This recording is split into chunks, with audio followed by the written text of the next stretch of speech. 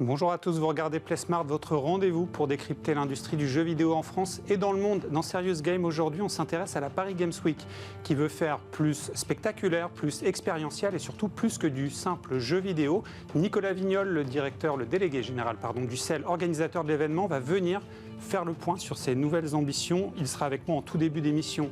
Dans la partie multijoueur, le débat de PlaySmart, on s'intéresse à l'IA, ce qu'elle permet sur un plan technique et aussi les défis qu'elle pose sur un plan juridique. Pour en parler, Julie Groff-Charrier, qui est maître de conférence à l'Université Paris-Saclay, spécialiste de la propriété intellectuelle et du droit du numérique, et également comme Demarini, cofondateur de X & Immersion, une entreprise qui accompagne les studios de jeux vidéo à créer des jeux vidéo grâce notamment à l'IA générative.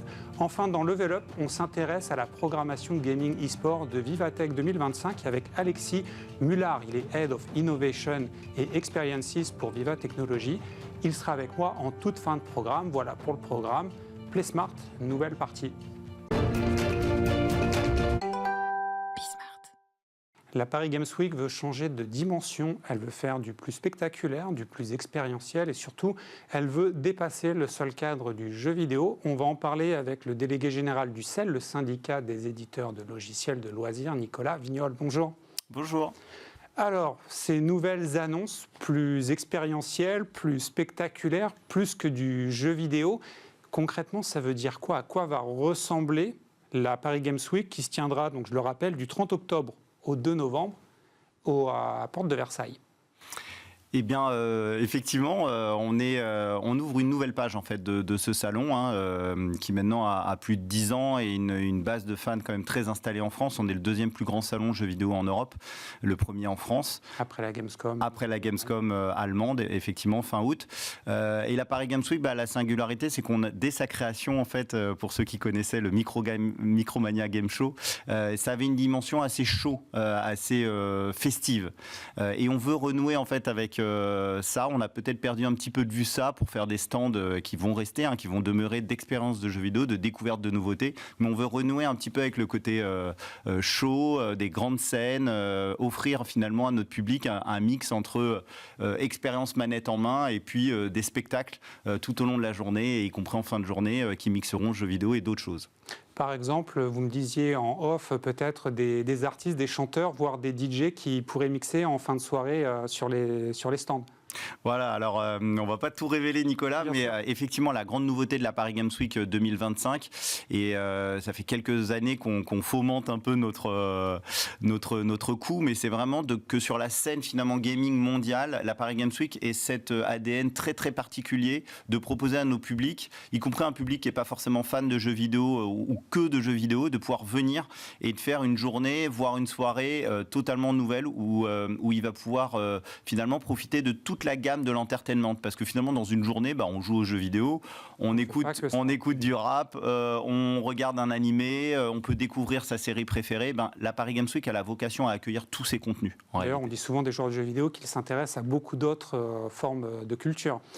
En termes d'organisation, il y a des choix forts, puisque vous avez changé dans les partenaires. Vous avez la Fimalac, GL Events et je crois Webedia, donc qui vont rentrer en fait dans la production de l'événement. Ça veut dire que d'autres sortent. Ça, à quel moment en fait vous avez compris qu'il allait falloir faire ces choix difficiles?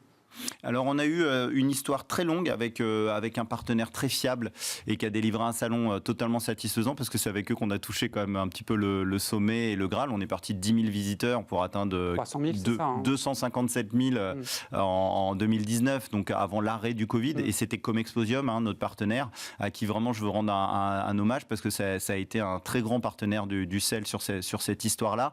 Maintenant, par rapport à la page qu'on voulait rouvrir après 3 années qu'on qualifiera de relance post-Covid, c'était vraiment d'essayer d'aller plus loin dans l'expérience entertainment, pop culture. Et donc là, il nous fallait des alliés d'une nature différente, ce que tout le monde peut comprendre. Et donc Fimalac Entertainment, du groupe Fimalac, c'est vraiment le géant de la culture en France, qui possède très nombreux théâtres, très impliqués dans le spectacle vivant, des shows musicaux, des shows humoristiques. Et ça, pour le CEL, c'est un atout grandiose pour amener un portefeuille artistique. Et puis GL Events, c'est vrai que c'est le logisticien juste des Jeux Olympiques de Paris. Donc c'est assez costaud aussi comme référence. Et d'avoir les deux, c'est l'assurance d'avoir un salon juste génial pour les 5 ans à venir. Pourquoi, pour l'industrie française, c'est important d'avoir une Paris Games Week qui rayonne, qui limite vient concurrencer les 2 autres grands salons à Tokyo et donc en Allemagne? Ça peut avoir quel effet sur le marché par la suite? Alors, la question, elle est essentielle. En fait, je pense que parfois, on prend le problème par le mauvais bout. On se demande s'il est bien encore raisonnable de garder une vitrine ou un salon à l'époque du tout digital, etc. Mais en fait, nous, on prend le sujet à l'inverse. On a vu des pays qui ont éteint leur salon et qui le regrettent amèrement 10 ans après. Et pour rallumer un salon, d'un point de vue industriel, c'est très lourd, c'est très dur d'aller chercher des sponsors. Chacun peut l'expérimenter dans son business, d'aller lever des fonds, c'est pas évident. Et donc, nous, on tient un bijou, une vitrine, et je pense qu'il faut capitaliser dessus. Donc c'est un rendez-vous des affaires publiques. On fait venir énormément d'élus, de pouvoirs publics, et c'est important d'en parler. On fait venir un public familial, on fait venir un public très large, tous les publics du jeu vidéo français. Et puis maintenant, l'ambition, c'est d'élargir cette base-là en allant chercher des fanbases dans le monde de la musique, dans le monde de l'entertainment au sens large, et de leur dire, en fait, le jeu vidéo est la brique centrale d'une nouvelle génération et d'une nouvelle consommation de la culture, mais venez vous éclater avec nous. Donc c'est essentiel pour le jeu vidéo français et pour l'entertainment que la Paris Games Week, salon grand public par excellence, grandisse et prospère. À quoi ça ressemblerait une programmation idéale pour vous, personnellement? Vous ne vous mouillez pas au nom du sel, mais vous, Nicolas Vignol, vous aimeriez avoir qui comme artiste? Quoi peut-être comme happening pendant cette Paris Games Week? C'est assez malin pour me faire dire ce qu'il y aura à la Paris Games Week, mais non, je ne sais pas si mes rêves seront exaucés, mais si on s'est mis avec Fimalac Entertainment, qui possède notamment le grand festival de rap Les Ardentes, qui a lieu début juillet en Belgique, qui réunit plus de 200 000 festivaliers, on se doute bien qu'on va aller vers ces cultures urbaines, vers ces musiques qui sont en connexion directe avec les publics des joueuses et des joueurs. Donc il y aura sans doute des artistes de la scène rap française et européenne. Et puis sur la scène de l'humour aussi, Fimalac Entertainment a de très nombreux artistes. Et nous, finalement, au fond, pourquoi on fait ça? C'est pas seulement pour mettre de l'humour et attirer des nouveaux visiteurs, c'est pas seulement un intérêt commercial ou business. C'est qu'en fait, derrière, on s'est rendu compte, on n'arrête pas de dire que le jeu vidéo est maintenant l'industrie culturelle qui est au centre d'une culture des 25-45 ans, on va dire, ou des 15-45 ans. Et en fait, ça, on veut le matérialiser dans un salon. On veut montrer qu'autour de cette brique jeu vidéo, il y a toute la vie des licences de jeux vidéo qui vivent en fait dans l'univers du cinéma, dans l'univers des séries, etc. Et ça va trouver à se matérialiser à la Paris Games Week, donc ça va être assez génial à vivre. Merci beaucoup Nicolas, on sent que vous êtes très enthousiaste à l'idée de cette édition 2025 et on y sera nous pour voir ce que ça donne, on ne manquera pas de raconter cette édition très ambitieuse. Le débat de PlaySmart, c'est maintenant, on va parler IA, ce sera un premier débat probablement d'une longue série. J'accueille 2 invités comme de Marigny de X & Immersion et Julie Groff-Charrier qui est maître de conférences spécialiste notamment de la propriété intellectuelle et du droit du numérique. Des visages plus fluides, des dialogues plus riches, des graphismes plus rapides à faire. L'IA, ça permet beaucoup de choses à l'industrie du jeu vidéo et surtout aux studios. Ça pose aussi des gros sujets sur le plan juridique. On va en parler avec 2 spécialistes comme de Marigny, bonjour. Bonjour. Et Julie Groff-Charrier. Bonjour. Bonjour. Donc, Julie, vous êtes spécialiste en droit de la propriété intellectuelle, droit du numérique, et donc forcément, ça fait de vous une spécialiste du droit dans le jeu vidéo. Et comme donc vous travaillez, si on schématise, X & Immersion, c'est une solution ou des solutions techniques à base d'IA générative pour les studios. Tout à fait. De studios indépendants jusqu'à AA, c'est ça? C'est ça. Ça va dépendre évidemment de la taille du studio et du projet, et nous, on va intervenir sur plusieurs verticales, donc la génération de texte, de voix et d'animation, avec tout un accompagnement et des problématiques éthiques et légales qui vont avec, dont on va discuter. Là d'ailleurs, très récemment, donc, votre actu, c'est la sortie de la Merzol, le remake du jeu, où vous avez donc contribué notamment sur les animations faciales. Et ça, techniquement, si vous pouviez résumer en 30 secondes tout ce que vous avez fait sur le jeu, ce serait quoi? En fait, ce qu'on a fait, Microids est venu, donc Microids Studio Paris, dans le cadre du remake de la Merzone qui est sorti en 99. Ils ont voulu avoir un niveau de qualité sur l'animation parce que c'est un jeu qui est très narratif. Et leur problématique, c'est que le jeu, c'est 70 000 lignes de dialogue, 140 000 si on compte le français et l'anglais. Et tout ça, c'est du travail manuel pour faire la synchronisation labiale. Donc évidemment, c'est un travail démentiel. Et nous, ce qu'on est venu faire, c'est qu'on leur a apporté un outil d'automatisation. Donc on va se nourrir du texte qui a été écrit et de la voix de l'acteur pour générer les mouvements du visage en 3D dans les outils de création des studios. Donc vraiment, les animateurs ont leur logiciel habituel. Oui, vous allez sur le moteur graphique du jeu et pas... Et donc on va faire 90% du travail, on va dire, avec l'IA. Et ensuite, les animateurs peuvent venir corriger, faire les petites modifications, rajouter toute la patte, on va dire, artistique de ce travail-là. Et en fait, pour Microids, Studio Paris, ça a représenté un gain de 55% sur le temps de créer toutes ces animations. C'est un gros gain de temps et d'énergie. C'est un énorme gain de temps, exactement. Je vous repose une deuxième question à vous, parce que vous êtes un peu le spécialiste sur le plan technique, le référent de cette table ronde, mais l'IA dans le jeu vidéo, ça remonte à quand ? La première forme d'IA, la plus rudimentaire, on pourrait la situer quand ? Alors, ça dépend de quoi on parle. Est-ce qu'on parle d'IA comportementale, comme par exemple, on pourrait citer une IA qui, aux échecs. Voilà, une des premières IA, c'est Deep Blue dans les échecs, qui jouait contre un joueur. Et en fait, là, on parle plutôt d'IA générative, donc ça va être de la création de contenu. Et là, ça date plutôt du papier de Google en 2017 sur les Transformers qui ont donné GPT 1, 2, puis GPT, etc. Tout ça, donc on peut remonter. C'est l'IA générative qui est récente, mais l'IA en elle-même, dans un cadre plus large, elle est liée à l'histoire du jeu vidéo en fait. Exactement. Alors il ne faut pas non plus mélanger les termes entre donc le côté comportemental qui est du script, donc avoir des joueurs qui sont contrôlés par l'ordinateur, et l'IA générative qui est plus du machine learning, donc de l'apprentissage. Qui est capable de se réécrire en fait. Exactement, qui va générer du contenu. Qui est en fait un fonctionnement très différent. C'est là que je me tourne vers vous, Julie Grove-Charrier. Quand on a comme devant soi, qui nous parle de son travail sur un jeu vidéo, vous, en tant que spécialiste du droit et de la propriété intellectuelle et du droit du numérique, quelle serait la première question à lui poser en fait ? Qu'est-ce qu'il faut savoir sur la pratique d'un professionnel, sur le plan éthique et sur le plan juridique ? Quelles sont les bonnes questions à lui poser pour voir si ce qu'il fait est raccord déjà avec le droit ?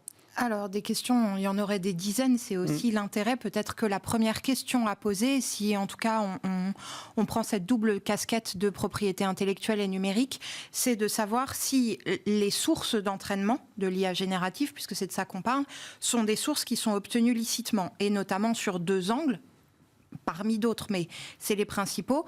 Les droits de propriété littéraire et artistique, donc du droit d'auteur et des droits voisins sur les contenus exploités.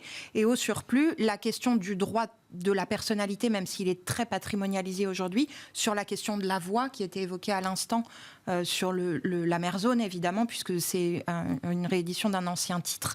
C'est les deux grands axes qui sont les plus intéressants et les plus grands enjeux aussi, puisqu'aujourd'hui, on sait... Ce n'est pas le cas ici, fort heureusement, mais on sait qu'il y a un grand nombre d'intelligences artificielles qui sont aussi entraînées sur des bases où on a des contenus qui sont protégés par un droit et ces contenus sont utilisés sans l'autorisation des titulaires. Ouais, la grande question, c'est comment on entraîne, comment on nourrit l'IA. Et dans le cas de l'Amazon, vous avez des contenus en fait, qui ont été fournis par le studio. En fait. C'est ça qui fait que c'est relativement cadré. Tout à fait. Alors, dans le cas de la Mer Zone, comme on n'a fait que l'animation, enfin, on a fourni un outil d'animation faciale, c'est un fonctionnement légèrement différent. Mais avec d'autres studios, on a fait de la génération de voix ou de la génération de texte, donc de narration. Et là, on va se baser sur une quantité de données qui vient du studio. On va collaborer pour construire une belle base de données. Entraîner des IA spécifiquement là-dessus dont uniquement eux ont accès, et donc on peut prouver une chaîne de propriété intellectuelle entre la base de données et tout ce qui est généré. C'est traçable. Exactement. Et justement, Julie, on a l'impression que dans les cas où il n'y a pas ce travail entre le studio et son prestataire, c'est beaucoup plus difficile à suivre. Et surtout, il y a une petite impression, c'est que la technologie, elle évolue très vite. Par contre, le droit qui lui est rattaché, lui, évolue beaucoup plus lentement. Aujourd'hui, c'est quoi les seuls textes de référence que l'on aurait pour cadrer ? Alors aujourd'hui, les textes, ils sont à la fois multiples et trop imprécis pour pouvoir être considérés comme cadrant cette problématique-là. Évidemment, tout le monde pense au règlement intelligence artificielle qui est très récent et qui est sans doute le grand architecte des normes, mais c'est pas le seul. Et si je reprends cette logique de la propriété intellectuelle, on a notamment dans la directive de 2019 une exception première qui était l'exception de text and data mining, qui est le cas échéant utile évidemment pour les IA génératives, mais dont le périmètre ne devrait pas permettre, ou en tout cas des questions se posent aujourd'hui sur son applicabilité en ce qui concerne les IA génératives.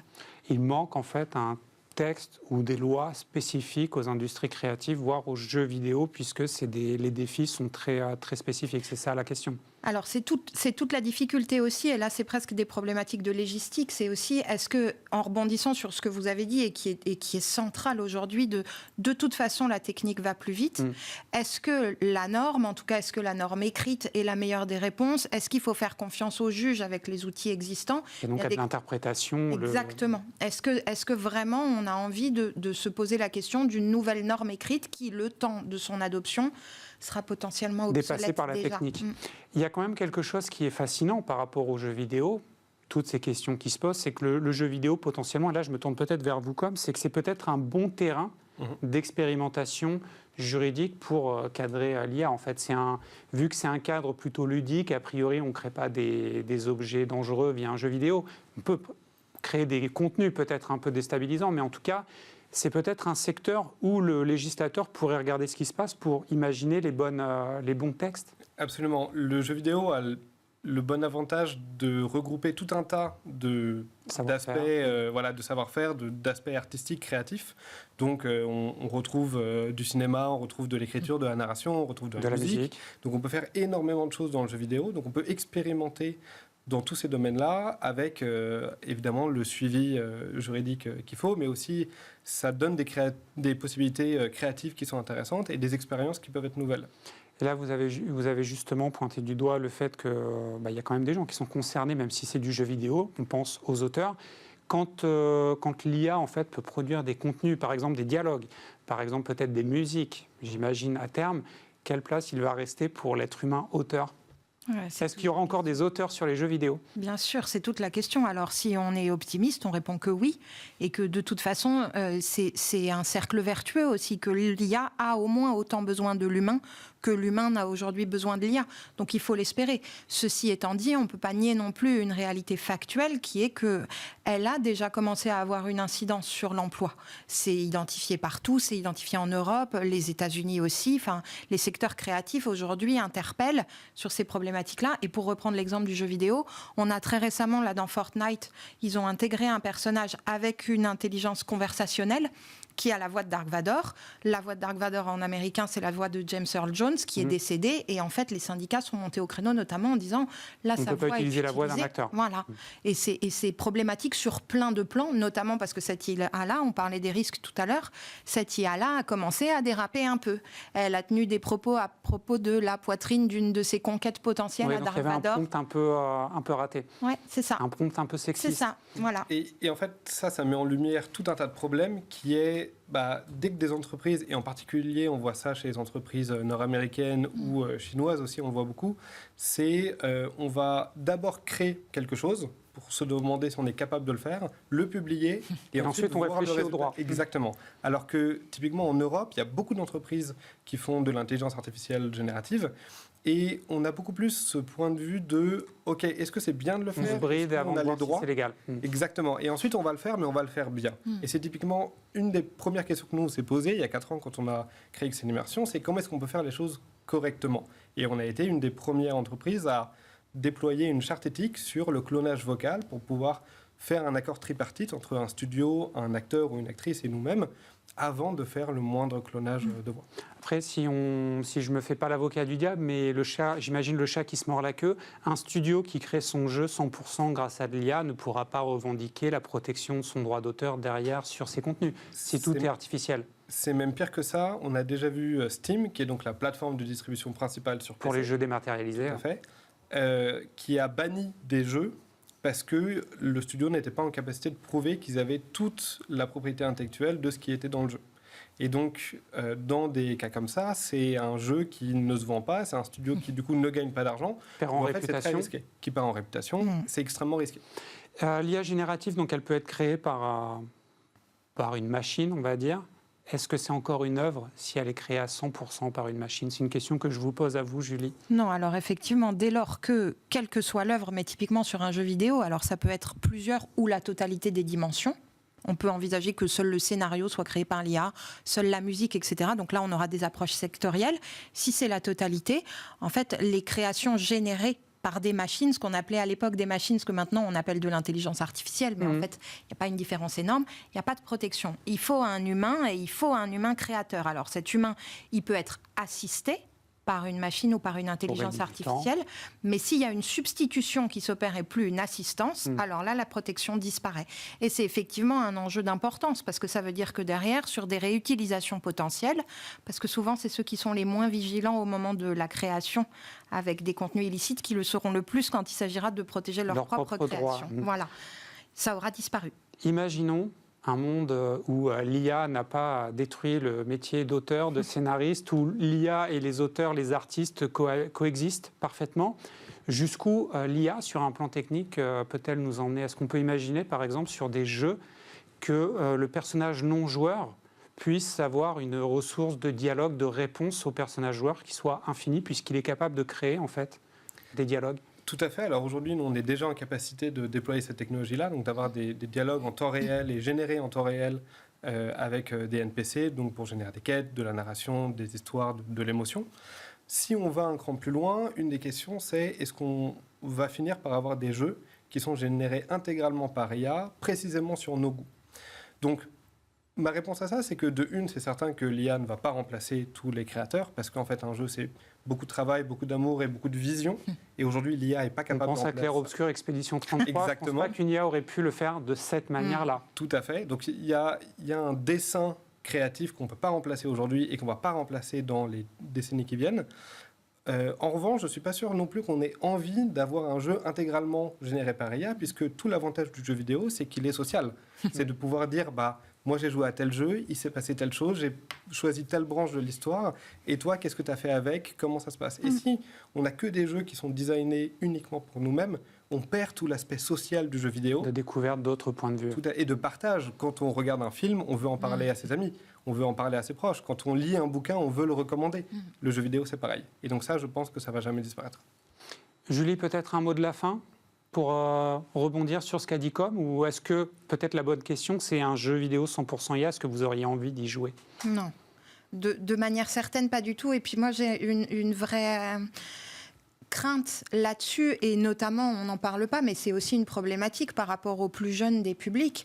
En fait, c'est ce que disait Com au départ, l'IA historique du jeu vidéo, elle a toujours été là, mais c'était une IA qui, par définition, reposait sur le contrôle, la prévisibilité, le contrôle. Parce qu'elle était déjà écrite. Voilà, le niveau de difficulté en amont.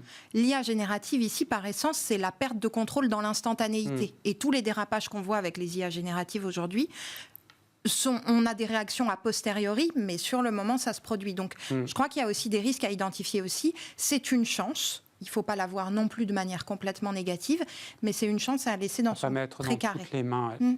Merci beaucoup, Julie. Donc, Groff Charrier, donc maître de conférence Université Paris-Saclay, spécialité droit de la propriété intellectuelle, droit du numérique, donc la spécialiste du droit du jeu vidéo en puissance. Comme de Marigny, merci beaucoup. Donc, prochain jeu sur lequel vous travaillez avec X and Immersion, c'est quoi? Bonne question. On a commencé une collaboration très récemment sur la nouvelle technologie que j'évoquais récemment avec un studio qui s'appelle Game Atelier, qui pour le moment rien n'est annoncé, mais le jeu sera très intéressant. Et sinon, en termes d'actualité, moi j'essaye de pousser l'utilisation de l'intelligence artificielle éthique au sein du SNJV. Donc je suis candidat cette année au conseil d'administration. Merci à tous les deux. Ce premier débat sur l'IA sera probablement pas le dernier sur ce plateau parce qu'il y a beaucoup de choses à dire. On continue à parler innovation dans PlaySmart. On va s'intéresser à la programmation gaming e-sport de Vivatech 2025 avec Alexis Mullard, le Head of Innovation et Experience chez Viva Technologies. Du 11 au 14 juin prochain, c'est la grande fête de l'innovation à Porte de Versailles à Paris avec Vivatech 2025. Et pour la deuxième année consécutive, il y aura du jeu vidéo. On se demande pourquoi avec Alexis Mullard. Bonjour. Bonjour Nicolas. Vous êtes Head of Innovation and Experience, je le prononce à l'américaine. Parfaitement bien, très bien. En français, ça veut dire quoi ce poste? Moi, je m'occupe de tout ce qui est innovation et expérience à Vivatech. Donc globalement, ce qu'on dit, c'est qu'on n'est pas un salon, on est plutôt un événement. Et ma petite équipe essaye de pousser un peu les frontières, d'aller chercher des nouveaux territoires d'innovation, d'expression de Vivatech. On adore bosser sur des nouveaux formats, des nouveaux territoires, des nouveaux sujets, comme le gaming et le e-sport depuis l'année dernière. Et justement, vous me faites ma transition. C'est la deuxième année où il y aura une programmation gaming e-sport. C'est d'ailleurs comme ça que vous l'appelez, un gaming et e-sport. Tout à fait. Pourquoi il y a le e-sport et le gaming qui sont rentrés depuis un an chez Vivatech? Je pense, pour être honnête, que la bonne question, c'est pourquoi il n'y avait pas de gaming et de e-sport avant. Globalement, je pense qu'entre deux éditions, on cherche toujours des nouveaux territoires et plein de choses. Et à un moment, on s'est dit, mais comment c'est possible de s'appeler Viva Technologies et de ne pas avoir la plus grosse industrie entertainment du monde, quand quand même la musique et le film, à Vivatech chez nous, surtout que quand on se mettait au milieu de Vivatech et qu'on regardait un petit peu tous nos partenaires, il n'y en avait pas un qui n'avait pas un sujet gaming ou un sujet e-sport, qui avait investi dans une équipe, qui avait fait un truc un peu comme ça. Donc on s'est dit, on y va all-in. On avait une démarche assez humble, donc on a un peu impliqué tout l'écosystème, etc. On a essayé de ne pas avoir cet effet un peu boomer de se dire, Vivatech, on va mettre plein de gaming sur scène, des jeunes jouets, sans savoir etc. ce qu'on fait. Voilà, c'était notre plus grande peur. Donc on a appelé tout l'écosystème et il y a quelque chose d'assez unanime qui est ressorti et qui est finalement de se dire que le mouvement qu'on avait un peu mis avec la French Tech, avec l'innovation, il y avait un peu ce besoin aussi dans le monde du jeu vidéo. Et donc de manière assez libre et assez ouverte, on a ouvert toutes nos scènes, tous nos territoires d'innovation, on a parlé à tous nos partenaires pour essayer d'inviter tout l'écosystème, les créateurs, les studios qui voulaient venir à Vivatech et faire des expériences assez nouvelles. Et pour être honnête, on a beaucoup travaillé, mais pas fait grand-chose. On a surtout beaucoup observé, beaucoup appris. Et on a tellement adoré qu'on le refait cette année. Même la French Touch que vous mentionnez met l'accent sur la production de jeux vidéo made in France récemment, parce que c'est devenu un vrai enjeu. J'ai envie de vous dire, là, quand on voit le débat qu'on a fait juste avant sur l'IA, le jeu vidéo, en fait, le message qui passe quand vous le programmez à Vivatech, c'est que c'est un terrain d'innovation comme un autre, en fait. Évidemment, et encore une fois, ça faisait partie d'un des premiers choses qu'on s'était dit quand on avait lancé le gaming chez nous, c'était de se dire, c'est un tel sujet d'innovation, c'est un tel sujet de technologie, comment c'est possible? En plus, c'est un vecteur, et vous l'avez dit juste avant, c'est un terrain de jeu incroyable pour tester des innovations à travers le prisme un peu artistique. Et c'était pour nous aussi, pour cette journée du samedi, qui est notre journée un peu grand public, sur laquelle on ouvre un peu nos portes à tous les publics différents, de venir les jeunes, etc. On s'était dit, c'est une manière géniale et c'est une dynamisation parfaite pour approcher les jeunes de la tech, les faire expérimenter, les apprendre à coder, faire tout plein de choses. Donc c'est comme ça qu'on a lancé le sujet. Là, quand on va aller à Vivatech cette année, on y sera. Ouais. Qu'est-ce qu'on va voir dans plein de choses. Gaming. Plein de choses secrètes, mais par exemple, on est hyper fiers. On aura Samuel Etienne qui va venir faire son émission Ma Vie Pro, par exemple. Donc on a plein de sujets à la fois gaming. On va avoir des compétitions, on va avoir des discussions sur les métiers du jeu vidéo, on va avoir des discussions sur le futur de l'IA dans la création, évidemment. Mais ce qu'on adore, c'est être un peu entre ces différentes thématiques. Pas que gaming, pas que e-sport, mais aussi un peu recrutement, un peu jeune, un peu inclusion. Par exemple, je pense à une super session qu'on va avoir avec la Carmine Corp sur la féminisation des métiers de e-sport. Exactement.